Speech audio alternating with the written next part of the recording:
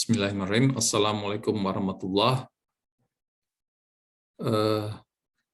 Hari ini kami akan mencoba menjelaskan bisnis model innovation HK Infrastruktur menjelang berakhirnya penugasan JTTS. Seperti kita ketahui, fungsi infrastruktur dalam sebuah negara adalah satu, memperlancar logistik, mobilitas dan konektivitas penduduk, kemudian meningkatkan pertumbuhan ekonomi, dan juga memperkuat ketahanan pangan. Mengacu hal tersebut, kita melihat kondisi infrastruktur di Indonesia, terlihat bahwa kita perlu perbaikan dan juga perlu penambahan dari infrastruktur yang ada. Pulau Sumatera memiliki tingkat kepadatan penduduk dan perekonomian kedua setelah Pulau Jawa, dan hal ini menjadi perhatian khusus oleh pemerintah, sehingga pemerintah melalui Perpres nomor 100 tahun 2014 memberi penugasan kepada PT Utama Karya sebagai badan usaha jalan tol Trans Sumatera untuk melakukan perencanaan, pembangunan, pengoperasian, dan pemeliharaan. Berikut adalah HKI Business Model Canvas. HKI adalah anak perusahaan PT Utama Karya, murni sebagai kontraktor yang akan ikut membangun jalan tol Trans Sumatera. Sehingga bisnis modelnya adalah sebagai berikut. Pertama, Kit Partners. Kit Partners adalah divisi pembangunan jalan tol HK, konsultan pengawas dan perencana, karyawan, Utama Karya Infrastruktur sendiri, vendor, dan subkontraktor. Key resources yang terkait adalah spesifikasi kontrak, kemudian kompetensi dari human capital, prosedur kerja, sumber daya, teknologi IT, BIM, dan ERP. Sedangkan key activities-nya adalah membangun jalan tol Trans Sumatera dan memperoleh positive cash flow. HKI hanya berkontrak dengan HK Indo, sehingga customer segment-nya adalah divisi pembangunan jalan tol Utama Karya. Kemudian customer relationship yang dilakukan adalah dengan project owner business tour, stakeholder meeting, dan juga site visit project.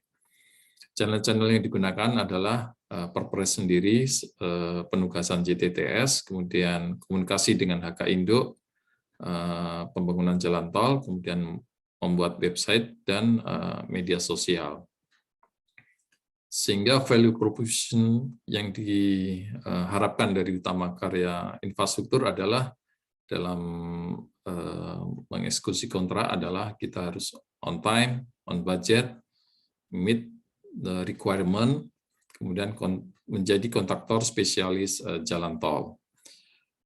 Cost structure yang terjadi selama kontrak adalah biaya operasi lapangan, biaya umum lapangan, biaya umum kantor pusat, kemudian ada provisi bank, pelaksanaan QHSSE, manajemen risiko, dan pajak-pajak.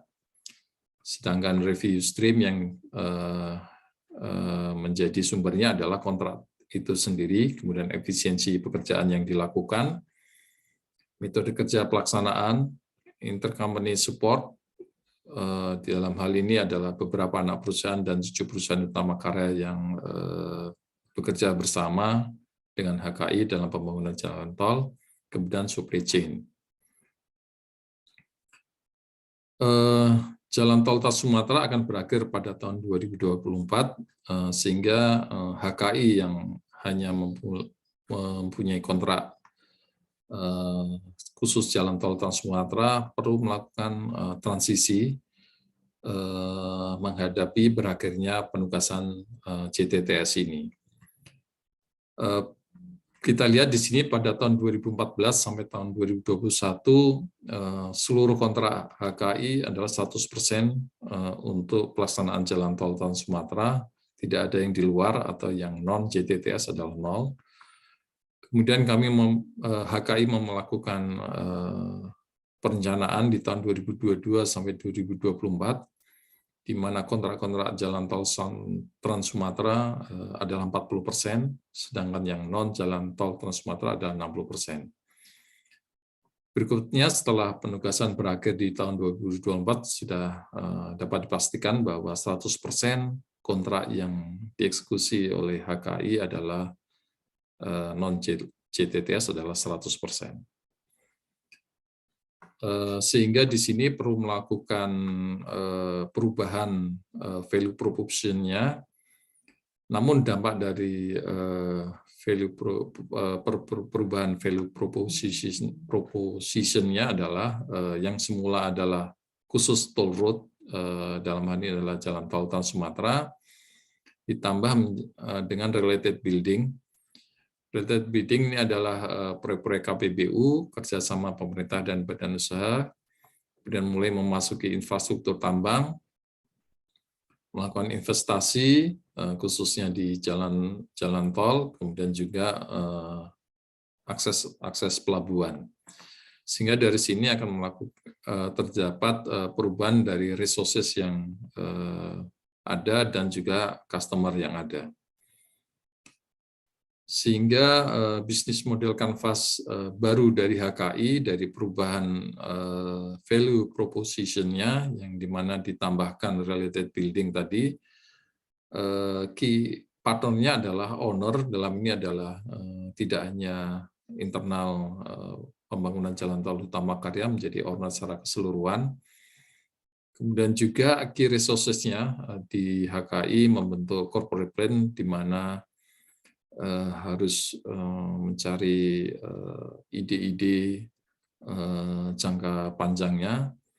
Kemudian key activities yang terbentuk tadi selain membangun jalan tol Trans Sumatera sampai dengan 2024 adalah juga tadi proyek KPBU, kerjasama pemerintah dengan badan usaha, infrastruktur tambang, kemudian investasi dan akses pelabuhan.